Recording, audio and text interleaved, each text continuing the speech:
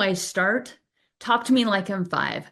Okay, where do you start? You know nothing about the stock market, meaning I know it exists, but I'm not really sure how it works. And I know I should be investing in it, but it's kind of scary or frustrating. So let's go with the very beginning. You're going to need to invest in the stock market because it has the highest returns of anything besides opening your own business, which is a lot more complicated. So the stock market allows the normal person who really doesn't have to know everything about the stock market. It allows you to share in the earnings of some of the most successful companies on the earth. So I recommend investing in the S&P 500, which comprises the largest 500 companies and the most successful in the US. You can get into that by opening what's called a brokerage account. And some of these terms are from a long time ago. It basically means an investment account.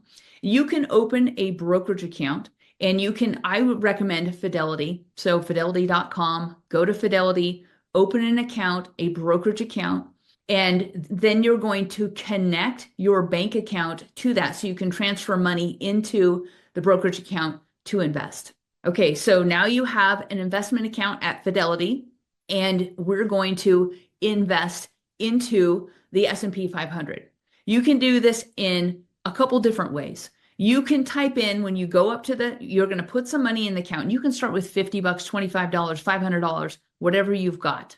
If you've got $5,000, put that in there. First, you need an emergency fund though, and I would say at least 3 months of expenses. So number one, emergency fund. Number two, we start investing into the stock market. So we're going to transfer money from our bank account into fidelity.com, and it's going to show up and it's just going to sit there. It doesn't auto invest. I had a friend who had transferred something like $30,000 into her investment account, and she didn't realize she actually had to invest it, unfortunately. So it just sat there. It will give you a certain amount of like an interest, but it's more like a savings account. We need to actually take that money and invest that into something. They don't decide for you. You have to decide. So we're going to go on to fidelity.com and we're going to go up to the little button that says trade. We're going to click on that and we're going to type in one of three things. You can either type in VOO, VTI, or if it's in a Fidelity account, you can type in FXAIX. And that is Fidelity's version of the S&P 500. Now, why do we want to invest in the S&P 500? It's because it comprises really successful companies like Microsoft, Apple, Walmart, all of the big companies that are doing really, really well. And we want to ride along with them on their earnings. So those guys go to work, they do their brilliant job, and we share in the earnings. So there's not a ton of risk.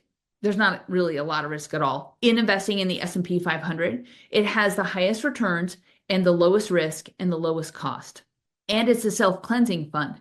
So that means if a company's not doing very well, think Radio Shack or Kodak, they don't keep up with the times, they get knocked off that list and a new and up-and-coming company gets added to the list.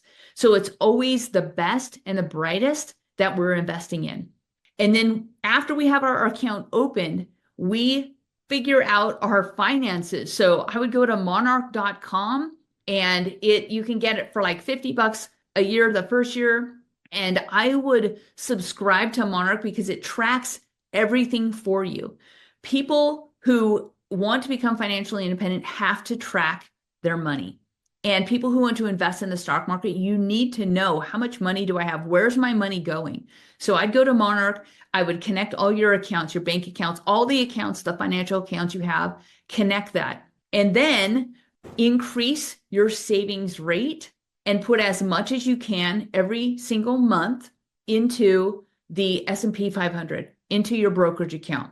Now, if you have debt, I want you to invest at the same time that you pay off debt. If you're just starting out and you're 20 years old and you earn like $50 here or $500 here, put as much as you can. You don't have to do the same amount every single month. It's up to you. You can do an automatic investment, which I recommend. So Fidelity has a feature where you can set up auto investments, and you simply go onto fidelity.com, find the auto invest feature, decide how much you want to put in, decide what day you want that withdrawn from your savings account, And then it will automatically pull that. And then you also decide what you want to invest in, which is the S&P 500. So that will pull from your savings account on the day that it's been instructed, and it will invest into the market. It's called cost dollar averaging. And that's how you become wealthy. You don't need to know about every single company that's in the S&P 500. You don't have to watch the market every single day. You don't have to read about every single company in the S&P 500. You just know this is how I'm going to become a millionaire over time. Does this work for $50 a month? Yes. Does this work for $500,000 a month? Yes. If you have $500,000, we should probably diversify into individual stocks and real estate, but this works for any amount. Let's say this 500,000 is just a portion of what you have to invest every single month. Then yes, this works. It works with any amount, large or small. You want to gradually increase the amount that you invest every single month because your money will compound over time. So investing in the stock market doesn't need to be complex. It's really like a 3 to 5 step process. And we're only setting our brokerage account up once, and then we're setting the automatic investment up once. And then if you have extra money after that, you can put that additional funds into the stock market. I've had clients who started out in a very simple way, investing $2,000 initially per month in the S&P 500. And over time, over a 10-year period, in fact, one client started when she was 45. She put all of her raises into that. She put all of her bonuses into that. She started with a certain amount in her 401k and added to that, increased it monthly as she could. And she ended up becoming financially independent in 10 years. And she didn't start until she was 45. So the stock market does not need to be complex. It doesn't need to be overly have all these extra steps. It really is, what do we invest in? How much can I invest? And how do I increase that over time? How to psychologically crush the stock market. So we want to be in an emotional situation. So when the market goes down, we can take advantage of it. Because here's the truth. Over 100 years, the stock market has always recovered, and it's going to continue to always recover from every crash. And if you want to call a crash like softening or where the market has weakness. So in 1987, in 2000, in 2008, in 2020, and in 2022, the market has always recovered. So now we can look back at those historically, and we can see that everything was on sale. So what do you need to do to psychologically crush the market? You need to understand when the market goes down, it's going to go up and it's on sale. So even if the newspapers and the news are freaking out and there's all these headlines, just like ignore that. Or the worse it gets, you say, okay, the more the market is on sale. So my mastermind members celebrate every time the market goes down because they know, and they've been through this enough times, that they know the market's going to recover and that the sale doesn't last forever. Sometimes it's 3 days, sometimes it's 3 months. It could be, if you're lucky, it could be 2 years where you can buy down that V. Usually everything happens in a V, so the market goes down and then it goes back up. We want to buy down that V and then we want to buy up that V. Now, let's say you only have a 401k and you haven't opened an individual brokerage account. How could you take advantage of a market crash? You can increase the amount that you contribute in your 401k just temporarily while the market goes down.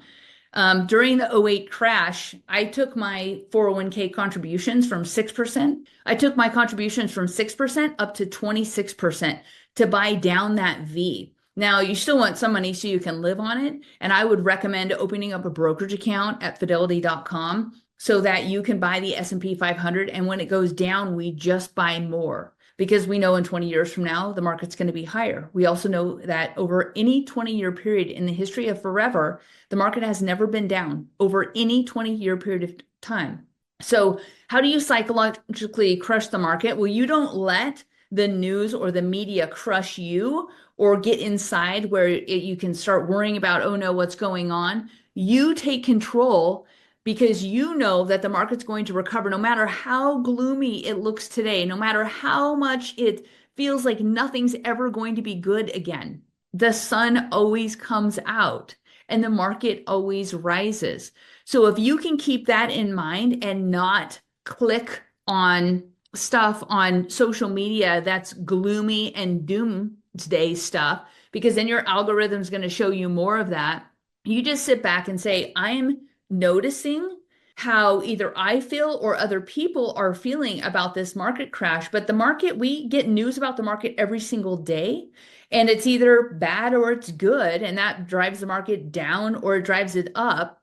But if you're constantly reading and filling your entire algorithm with doomsday news, then it's going to get into your head, and that's crushing you. You want to crush your returns in the market, and you do that by staying objective. I'm going to observe what's going on. I'm going to observe other people's reactions, and I'm going to invest. And every single time I do that, I make a truckload of money. Every time the market goes down, I make more and more money because I get better at observing and standing as an independent witness of what's happening and investing. Because at the end of every market drop, I say, I wish I had invested more.